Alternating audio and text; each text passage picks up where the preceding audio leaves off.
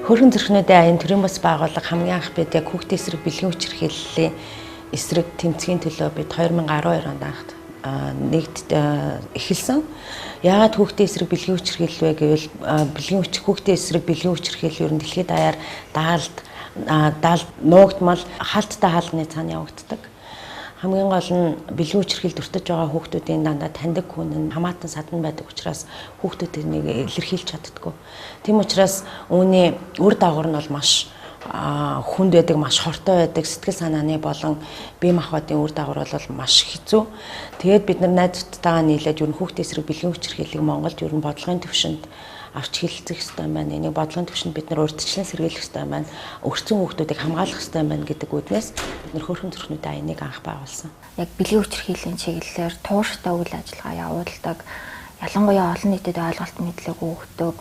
Хажуугаар нь бас бэлгийн хүч хэрхээлийн хохирогч болон даван туулагчдад яг мэрэгжлийн нийгмийн ажлын болон сэтгэл зүйн үйлчилгээ тусгай дэмжлэгийг үзүүлдэг юм. Үйл ажиллагаа бол заашгүй шаардлагатай юм байна гэж бихэд хоорондоо ярилцчихсэн юм. Хүүхэд насндаа хүч хэрхээлд өртөөд ялангуяа бэлгийн хүч хэрхээлийн хохирч болсны улмаас тэр хүн дахиж өөрийгөө хүн гэж хүндэтгэх, бусдыг хүлээн зөвшөөрч харьцах, за тэгээд нийгэмд итгэвтэй амьдрах боломж нь хумигдаж, эргээд амьдралаас үүдэх, нэг бол өөрийгөө голж бүр амиа хөвгдөх хүртэл нөхцөл байдлыг үүсдэг учраас бэлгийн хүч хэрхээлд тусгайлан анхаарал хандуулах шаардлагатай гэж боддог. Манай байгууллагын нэрийг хүмүүс асуудаг л та. Танах сургуулийн өмнөх боловсролоор одоо ажилтг юм уу гэд. Одоо бага насны хүүхдүүдтэй гэж ярьдаг. Тэгээд нэр маань хүртэл одоо тийм гэгээлэг тий хүүхдийн одоо хүүхдийг хамгаалах гэсэн хүүхдэд ээлтэй тэгээд хүн сонсоход хүртэл эерэг мэдрэмж төрүүлэхээрийг бас бид нар хүсэндээ их баяртай байдаг л та. Хөөрхөн зүрх би бодохдоо хүн болгон эхээс зүрхтэй хөөрхөн зүрхтэй төрдөг гэж боддог. Хүүхэд болгон хөөрхөн зүрхтэй байдаг, том хүн болгон хөөрхөн зүрхтэй л байдаг. Хамгийн гол нь бид нар нийгэмшлийнхаа явцад хөөрхөн зүрхээ баг багаар алдаж эхэлдэг. Тэгэхээр хөөрхөн зүрхтэй томчууд, хөөрхөн зүрхтэй хүүхдийнхаа төлөө бэлгийн хүч хэрхэллийг таслан зогсоохын төлөө тэмцэхийн тулд бид хөөрхөн зүрхнүүд аян гэдгийг анх нэрээ гаргасан. Угтаа ерөөсөө хөөрхөн зүрх гэдэг маань хүн болгонд байдаг. Надад чамд магадгүй тэр гэмт хэрэг үлдчихэж байгаа этгээдэд хохирцсон хүнд бүгдээнд маань хөөрхөн зүрх байдаг. Гэтэл энэ хөөрхөн зүрхийг анзаараагүй, тордоогүй, арчлаагүйгээсээ болоод бид нар хөөрхөн зүрхтэй гэдгийг анзаарахгүй мартсан тохиолдлууд бий. Үүнээс болоод ямар нэгэн буруутай үйлдэлүүд, гэмт хэрэгүүд гарах тохиолдлууд маш их байдаг. Аян болвол шууд болон шууд бус нөлөөллийн аргуудаар үйлчлэгээ зөвлөгөө хамгийн гол чиглэл болох Нобелийн конвенцэд Монгол улсад өгсөн зөвлөмжийн дагуу бол энэ гэмт хэрэгт хэлбэрт өртөж байгаа хүүхэд багцуудыг урьдчилан сэргийлэх, энэ хүрээллийн чиглэлийн хүмүүсийг мэрэгшүүлэх, дадлгажуулах чиглэл бол төлөвлөгөө ажиллах ёстой гэдэг арга техникийг бол илүү хамгийн одоо гол чиглэл болгож ажиллаж байгаа. Нар үйл ажиллагаа үндсэн 4 чиглэлд хувааж ирлээ. Бодлого нөлөөлөх хамгийн гол нь яг энэ бэлгийн хүч хэрхээлийн асуудлыг одоо тийм энэ тогтолцоогоор нь яаж эерэг сайхан нийгмийг, ээлтэй нийгмийг бий болгох юм бэ гэхээр ерөөсөө бодлого нөлөөлөх ёстой. Ээлтэй тогтолцоо бий болгох ёстой учраас бид нар тал бүрээр одоо нөлөөллийн ажлуудыг хийж ирж байна. Хоёрт нь бид нар чадвар бэхжүүлэх ёстой. Өөртөөхөө ч гэсэн тийм одоо байгууллагуудад гишүүдийн чадварыг тэр дундаа үйлчлэгээ үзүүлж байгаа мэрэгчлүүдийн чадварыг бэхжүүлэх ёстой гэж одоо бид нар зорж байгаа. За гуравт нь болохоор үйлчлэгээ. Бид нар хүүхдэд зөвхөн мөнгөөр, зөвхөн бодлогоор яхаас гадна бид нар сэтгэл санааны дэмжлэг үзүүлэх үүднээс яг урлагийн сэтгэл заслыг анх нэвтрүүлсэн. Тэгээд энийг болохоор Австралиас бид нар технологийн суралцаад тэгээд яг бэлгийн хүч хэрхэлд өртсөн хохирогчтой хэрхэн яаж ажилтдаг юм бэ гэдэг технологиор бид нар нийт 8 хүүхэдтэй ажилласан, 12 томчуудтай ажилласан. Тэгээд 2 жилийн хугацаанд бид нар 900 клиник цагийн үйлчлэгээг үзүүлсэн. За эцэст нь бол бид нар мэдээж урьдчилан сэргийлэх ёстой энэ үйл ажиллагаанаас. Гэхдээ одоо төрийн үйлчлэгээнд тийм урьдчилан сэргийлэх үйлчлэгээнд нь бид нар дэмжлэг үзүүлэх зорилгоор одоо урьдчилан сэргийлэх үйл ажиллагааг явуулж байна.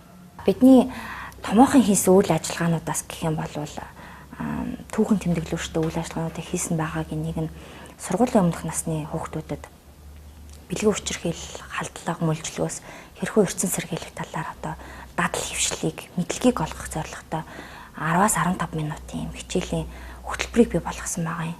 Мэдээж одоо гадны байгууллагын одоо гадны орны туршлагааг үндэслээд тий орчуулад Монголд хөрсөндөө буулгаад нийслэлийн боловсролын газартай хамтраад Монголын эмэгтэйчүүдийн сан бид нарыг дэмжиж энэ үйл ажиллагааг хийсүүлсэнд их баяртай байдаг. Мөн ихтгэл найдвар гэдэг төслийг бид нар өнгөрсөн жил хийсэн. Солонгос уран сайхны кино яг бага насны хүүхэд бэлгийн хүчирхийлэлд өртсөн хоригчуг болсон кейстик одоо тий бодит кейстик тул уралж хийсэн уран сайхны киногаа кино хэлцүүлэг хийж ирсэн байгаа. Түүн дотроос нь нийслэлийн 9 дүүргийн 17 хэлц дээр 550 одоо цагдаа нарт болон цагдаагийн албаагчдад бэлгийн хүчирхийллийн асуудлыг илүү ойлгуулах, мөн чанарыг нь таниулах, хэрхэн одоо ажиллаж тий хоригчд ээлтэй үйл ажиллагааг үйлчлэгийг үзүүлэх тэднийг одоо буруутгахгүй байх талаас нь ажиллах талаар нөлөөлөл юм хэлцүүлгийг бид нэр хийж ирж байна л да. 2013 оноос эхлээд бид нар 1 тэрбумаараа тэмцээг дэлхийн нийтээр охид эмэгтэйчүүдийн эсрэг хүчирхийллийг таслан зогсоохын тулд дуу хоолойгоо өргөдөг энэ хөтөлбөрөнд нэгтэж 13 онд бид нар хуулийн захиалгах сургууль дээр үйл ажиллагаагаа явуулж эхэлж исэн бол 14 онд бид нар хангаах ухааны их сургууль дээр бас энэ үйл ажиллагаагаа явуулсан. 15 онд бид нар Сүхбаатарын талбай дээр нийгмийн ажилтны чиглэлээр суралцдаг бүх сургуулийн оюутнуудыг нэгтгсэн юм томоохон арга хэмжээнүүдийг зохион байгуулж ирсэн. Энэ хөдөлгөөнийхөө дуу хүртэл бид нар монгол хэл дээр хийлгээд дуучдаар дуулуулсан байгаа.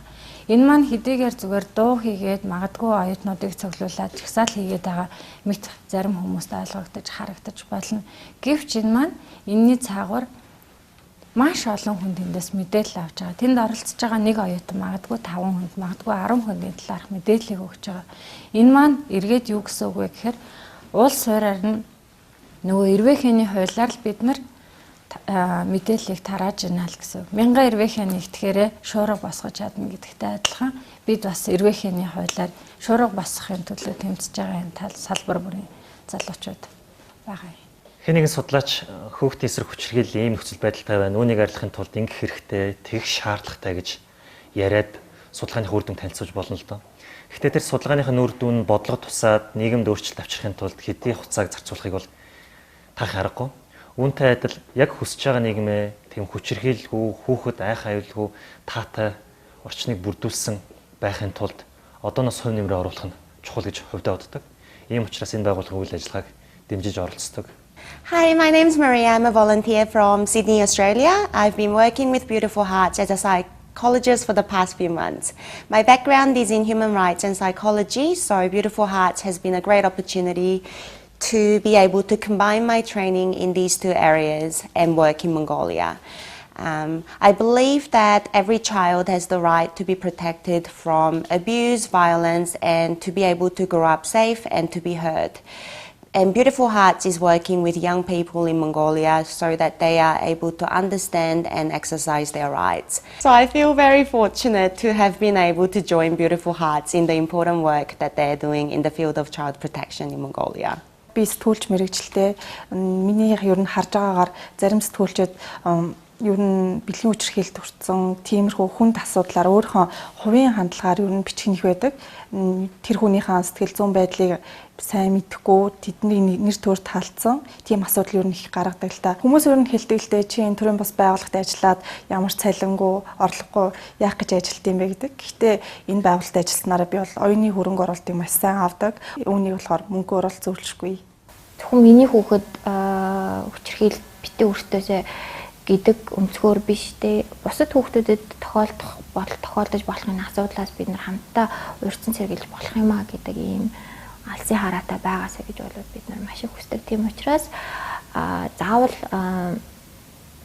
нэг ойлгодог ч юм уу дэмждэг залуучууд бид нартай хамт байхаас биш байх гэхгүйгээр ер нь хинж байж болно те. Хүн бүхний оролцоо, тусалцаа, дэмжлэг ядаж нэг удаагийн сэтгэл зовнил болвол нийгмийн асуудлыг нийгмийг сайн сайхан болгоход болвол хувь нэмэр оруулдаг гэж бид нар хувьдаа итгэдэг. Тийм учраас энэ аяны үйл ажиллагаа, Dreams байгууллагын маань үйл ажиллагаа бол зөвхөн энэ асуудлыг ойлгодог хүмүүсийн одоо үйл ажиллагаагаар хязгаарлагдах биш. Өшөө олон залуучууд, эцэг эхчүүд, хүүхдүүд, оюутан залуучуудын оролцоотойгоор бол илүү хурагшлнаа. Бид нар нэр төрийн хойноос биш асуудлын хойноос амбицлж байгаад бол их баяртай байдаг. одоо ингээ харахад яг бэлгийн хүчирхийллийн асуудлаараа Монголдоо яг энэ салбартаа бас ингээд энэ асуудлаа анхдагч ажиллаад өдөө 3 жил болж байгаа одоо бас их одоо залуучуудаараа байгууллагын одоо үүсгэн байгуулсан охтуудаараа бас их бахархаж байна. Амуу хамтарч ажиллаж байгаа бид нарыг дэмжиж байгаа хойхон байгууллагуудаараа ч гэсэндээ бид нар өнөөдөр дуу хоолойгоо гаргахгүй юм бол бид нар өнөөдөр өөрчлөлтийг бий болгохын тулд ямар нэгэн зүйл хийхгүй юм бол бидний өнөөгийн амьдарч байгаа нийгэм маань уламд ордоод бидрийг хүч чадалгүй цаг хугацаа зарцуулах боломжгүй үед улам хүнд нөхцөл байдалд хүрсэн байх боломжтой. Тийм учраас таны хөвгт бидний хөвгт бид бүхний дараагийн үед ээлтэй таатай хүчирхийлэлгүй бэлгийн халдлаганд өртөхгүй тийм орчинд өсөх өндих нөхцөлийг бүрдүүлэхэд хувь нэмрээ оруулах нь яг одооноос эхлэх хэрэгтэй гэж боддог. Ийм учраас би та бид бүхэн энэхүү байгууллагын үйл ажиллагааг дэмжиж оролцдог юм.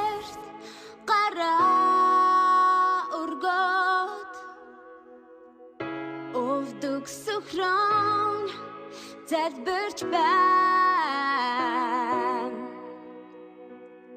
Үнээс цааш би юунаас ч айхгүй. Үнний хаалгаар зэрэгтэй алхнаа.